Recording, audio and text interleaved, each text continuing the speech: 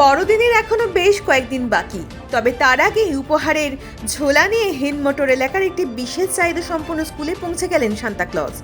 নতুন রূপে ছোট ছোট শিশুদের মুখে হাসি ফোটাতে সান্তা সেজে সবার সঙ্গে মিশে গেলেন হুগলি জেলা পরিষদের মেন্টর সুবীর মুখোপাধ্যায়। এদিন সকালে চণ্ডীতলা প্রকৃতির দলের সদস্যদের সঙ্গে নিয়ে মুখে সাদা দাঁড়ি, কাঁধে উপহারের ঝোলা হাতে বিশেষ চাহিদা সম্পন্ন স্কুলে হাজির হন তিনি।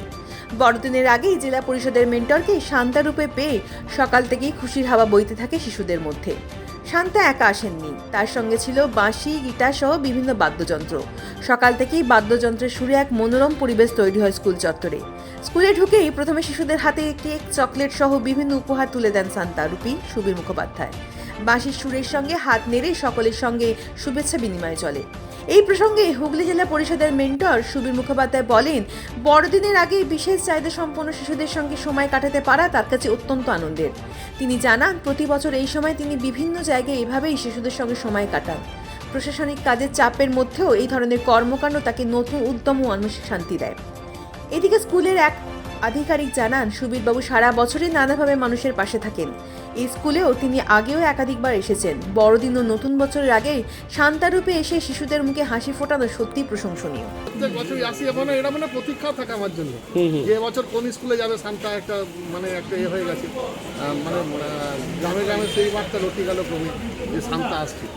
তাই এবারে সকালবেলা চণ্ডীতলা মুক্ত মঞ্চে আমার বিশেষ চাহিদা সম্পন্ন শিশুদের সঙ্গে একটা সংস্থার সঙ্গে সকালবেলা ওখানে প্রাতঃ ডান্স হয়েছে, একসাথে আনন্দ করেছি, গান গেয়েছি এবং এই মুহূর্তে আমি উত্তরপাড়া হিন্দমোটরে একটা বিশেষ চাহিদা সম্পন্ন সরকার পরিচিত স্কুল আপনারা দেখতে পাচ্ছেন, সেখানে আমি এসে পৌঁছেছি।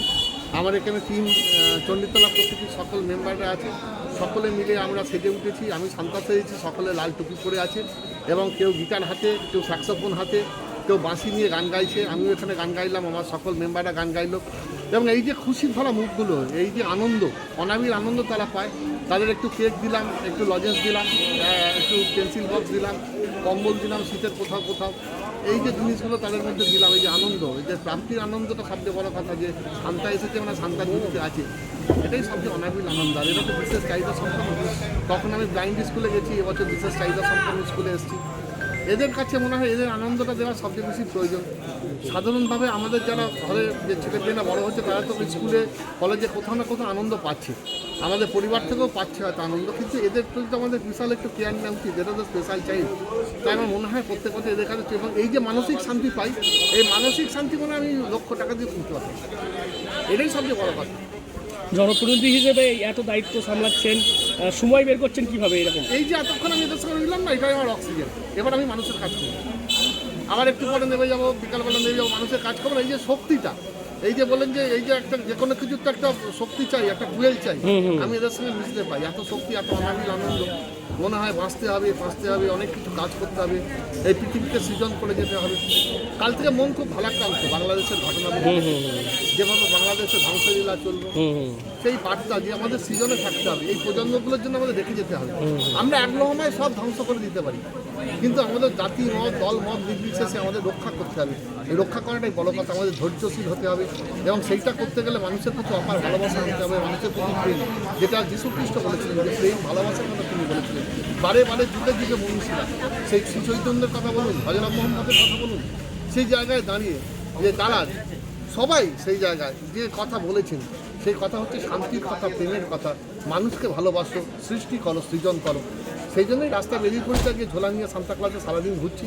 খুব ভালো লাগছে। আমার টিম প্রকৃতি আছে এখানে, প্রত্যেকে যেখানে আছে আমার, এরাই 3 দিন ধরে প্রকৃত সব লড়াই করেছে, নিজেরা কেক করেছে, রেডি করেছে, পেন্সিল বক্স রেডি করেছে, কীভাবে হবে তার প্ল্যান পরিকল্পনা করেছে, সব গাড়ি ফাড়ি নিয়ে বেরিয়ে পড়েছি। ভালো লাগছে সাথে। তো সান্তাক্লজ আমাদের সকলের কাছেই একটা ইচ্ছা পূরণের জায়গা। আমাদের যে ইচ্ছাগুলো থাকে, সেগুলো মনে মনে আমরা ভাবি যে সান্তা এসে দিয়ে যাবে। তো সেই জন্য ছোটোবেলা থেকেই আমরা জানি যে এইটা ভাবনা ভেবে যেগুলো আমাদের ভীষণ ইচ্ছা যে এইটা পেলে ভালো হয়, তো আমরা কী করি, আমরা সেটার ক্ষেত্রে একটা মোজা ঝুলিয়ে রাখতাম ছোটোবেলা, যে একটা মোজা ঝুলিয়ে রাখলাম, সান্তা এসে সেখানে আমাদের যে প্রিয় জিনিস, প্রিয় গিফট, সেগুলো ওখানে রেখে যায়। তো পরবর্তীকালে বড় হওয়ার সঙ্গে সঙ্গে আমরা বুঝতে পারি যে ইচ্ছা পূরণটা যারা করে থাকেন তারা আমাদের একটু প্রিয় কেউ না। একদম জেলা পরিষদের মেন্টর চূড়ান্ত ব্যস্ততার মধ্যেও দেখা গেল এই জায়গাতেই আমি আসছি, প্রসঙ্গেই আসছি। তো এই ধরনের আমাদের যারা বাচ্চা আছে ওদের মেন্টাল এজ কিন্তু বাড়ছে না, মানে ওরা কিন্তু এখনো বাচ্চাই, হয়তো ওদের অনেকের বয়স 15-16, কিন্তু ওদের দেখা যাবে ওদের মেন্টাল এজ 3-4 এরকম, ফলে ওদের সান্তা সম্পর্কে সেই কল্পজগৎটা এখনো রয়েছে। তো সেই ইচ্ছা পূরণের কথা মাথায় রেখে আমাদের জেলা পরিষদের মেন্টর সাহেব উনি প্রত্যেক বছরই আসেন কোনো না কোনো আমাদের স্পেশাল স্কুলে।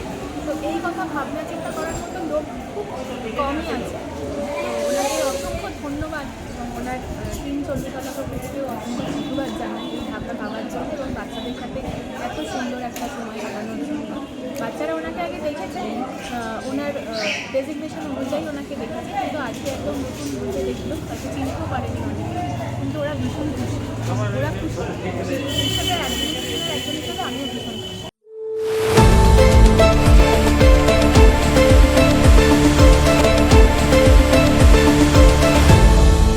আপনারা দেখছেন এই বেলা বাংলা, শিরোনামে সবার আগে।